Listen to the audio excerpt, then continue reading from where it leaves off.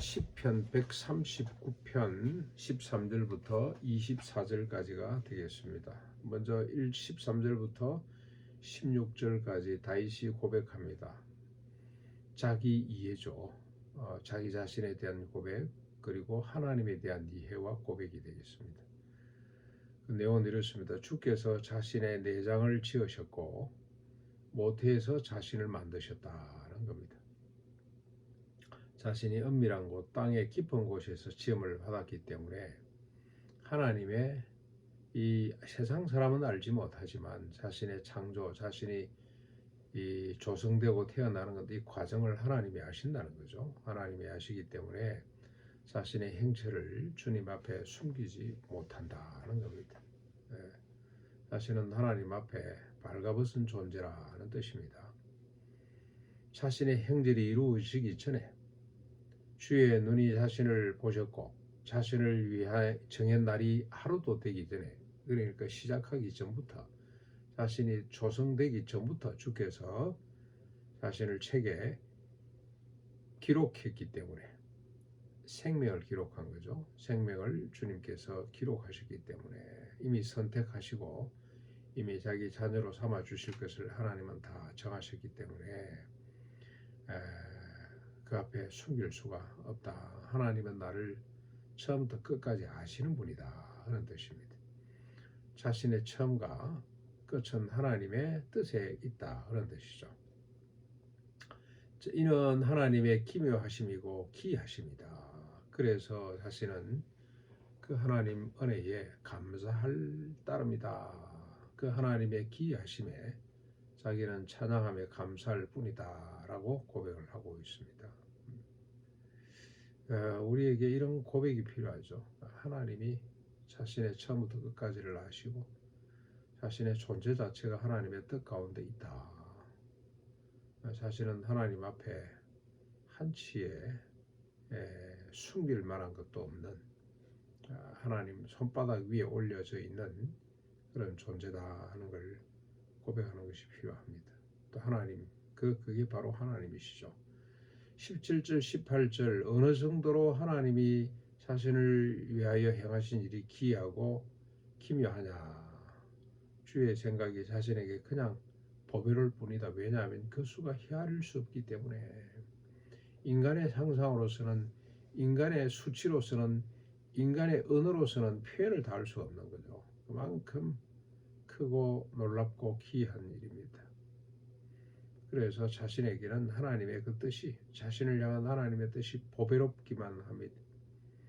그래서 자신은 깰 때도 잘 때도 주와 함께 하지 않을 수가 없다. 하나님 안에 있는 겁니다. 그렇죠? 잘 때나 깰 때나 주님이 나와 함께 계시다. 주님과 함께 할 수밖에 없다고 그렇게 고백을 하고 있습니다. 얼마나 평안하겠습니까? 얼마나 든든하겠습니까? 자유롭고 평화롭겠습니까? 걱정할 게 뭐가 있겠습니까? 딱 다른 표현, 다윗의 표현이죠. 큰 거 꿈꾸지 않는다. 왜 그러냐? 나는 주님 품에 안겨있는 아이기 때문에. 그냥 안겨있는 것이 아니고 엄마 젖을 먹고 배불러서 깊이 잠들어 있는, 아무 세상에 근심 걱정도 없는 그런 아이와 같은 존재이기 때문에 그렇게 고백을 했는데 그 표현이 적절한 것 같습니다. 그리고 19절로 22절까지 이런 하나님 앞에 다윗이 간구합니다. 어떻게 보면 이 시의 핵심이라고 할 수가 있습니다. 뭐라고 간구하냐? 자신의 앞에 악한 자들, 자신이 심히 미워하는 원수들이 있는데 그들은 어떤 사람들입니까? 피 흘리기를 즐거워하고 주에 대하여 악하게 말하고 주의 이름으로 헛된 맹세를 하는 자들이다. 주님이 밥 먹여주냐? 주님이 그걸 해주면 내 손에 장을 치지라. 이런 식으로 주님을 비웃고 헐뜯는 자들입니다. 그런데 이들을 죽음으로 심판하셔서 자신을 떠나게 해 주십시오. 내 주변에 이런 자들 다 정리해 주십시오. 라고 간구를 하고 있습니다. 그런데 23절, 24절에 보면 이 간구가 자신의 주변을 정리해달라 그런 간구가 아니라 자신의 내면을 지금 살펴달라.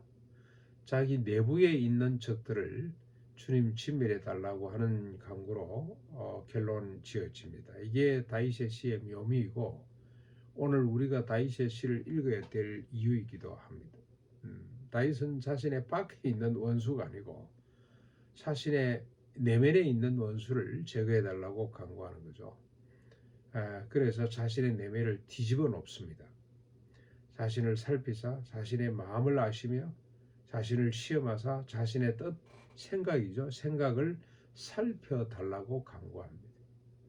왜 그렇습니까? 혹시 자기에게 무슨 악한 행위가 있는지 보시고 자기 생각이나 자기 말이나 행동이나 자기 무의식 가운데 악한 행동이 있는지를 살펴보시고 그것들을 진멸해 주십시오. 그래서 자신을 영원한 길로 인도해 주십시오.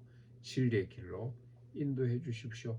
생명의 길로 인도해 주십시오라고 탄원하고 있는 겁니다.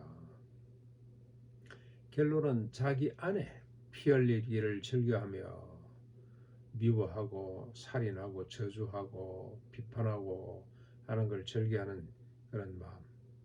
주에 대해서 악한 말을 하고 주님 말씀이 그때 주신 말씀이 지금도 통하려고 주님이 밥 먹여주냐 주님만 섬기면 세상 일이 어떻게 돌아가겠냐 이런 이야기들 있잖아요. 악한 말을 하고 주의 이름으로 헛되이 맹세하는 악한 원수가 있는지 자기 자신을 살펴주시고 그것들을 진멸해 주십시오라고 하는 기도입니다.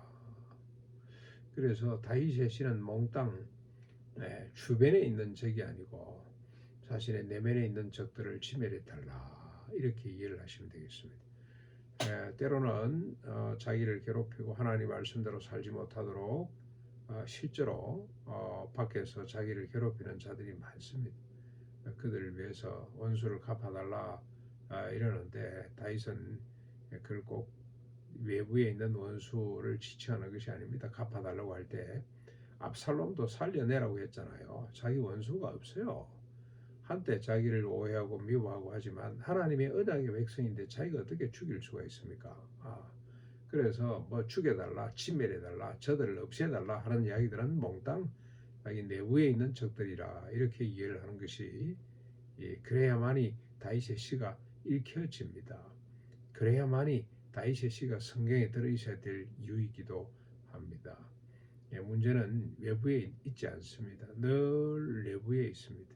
내부의 적들을 우리가 잘 분별하고 다윗처럼 이렇게 기도할 수 있기를 바랍니다.